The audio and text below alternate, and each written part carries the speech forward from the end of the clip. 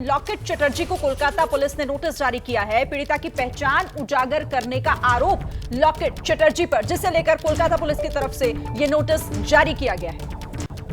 ये नियम होता है कि ऐसी जब घटनाएं होती हैं, जघन्य वारदात होती हैं, तो उसमें जो पीड़िता है उसकी पहचान कई कारणों से छुपा कर रखी जाती है। लेकिन लॉकेट चटर्जी को कोलकाता पुलिस का नोटिस पहुंचा है। पीड़िता की पहचान इन्होंने उजागर की थी, ये आरोप है उन पर, और उसके बाद इनको समन दिया गया है। तो ये बड़ी अपडेट हम आपको बता रहे हैं। लॉकेट चटर्जी हैं, वो बीजेपी की नेता हैं, उनको कोलकाता पुलिस ने नोटिस जारी किया है क्योंकि उन्होंने सोशल मीडिया पर पीड़िता की पहचान उजागर कर दी थी।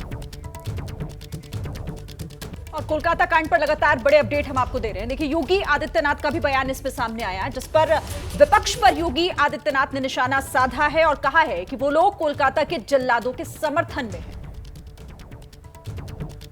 योगी आदित्यनाथ का यह बयान, उन्होंने कहा है कि जो विपक्ष है वो कोलकाता के जल्लादों के समर्थन में है। उनका बयान हम आपको सुनवाते हैं। बदनाम करने वाले वही लोग हैं जिन लोगों ने अयोध्या में राम भक्तों पर गोलियां चलाई थी, जिन लोगों ने अयोध्या को लहूलुहान किया था।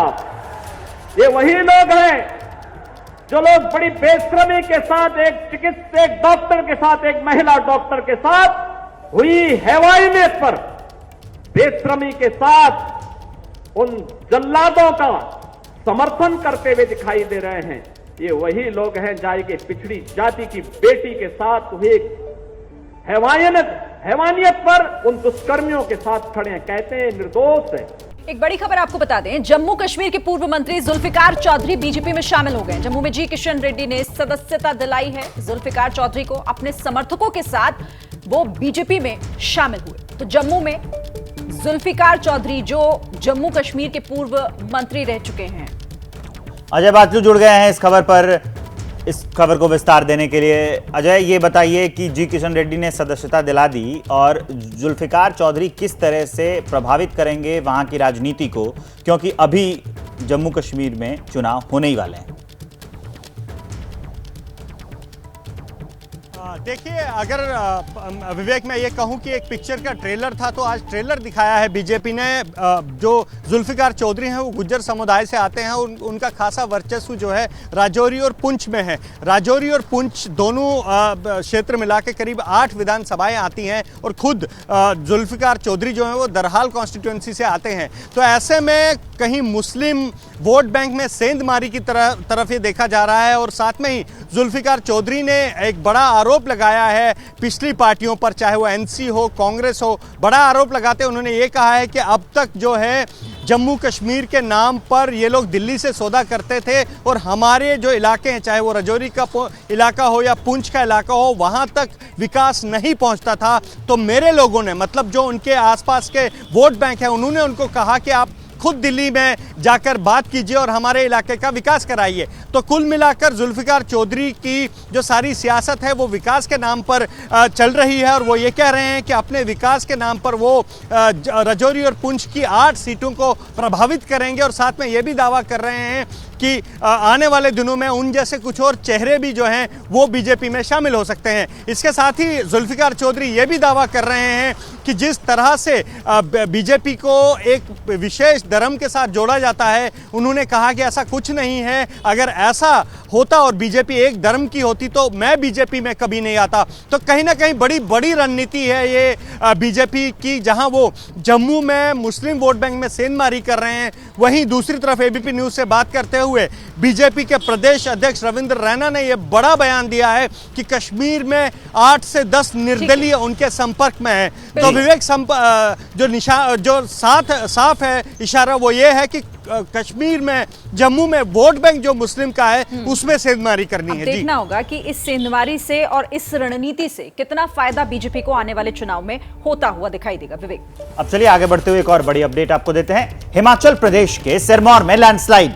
सड़क पर गिरा पहाड़ का मलबा। लैंडस्लाइड की वजह से ट्रैफिक ठप हो गया। सिरमौर में लैंडस्लाइड का वीडियो भी अब सामने आ गया, वो हम आपको दिखाने जा रहे हैं। तो लगातार पहाड़ जो हैं वो गिर रहे हैं, वो दरक रहे हैं, उसकी तस्वीर सामने आ गई है। हिमाचल प्रदेश का सिरमौर, वहां पर लैंडस्लाइड, और देखिए कितना खतरनाक ऊपर से पहाड़ का मलबा गिरता हुआ। एक बार सुनिए इस हाहाकारी आवाज को, महसूस करिए, फिर मैं आपको आगे की खबर बताता हूं।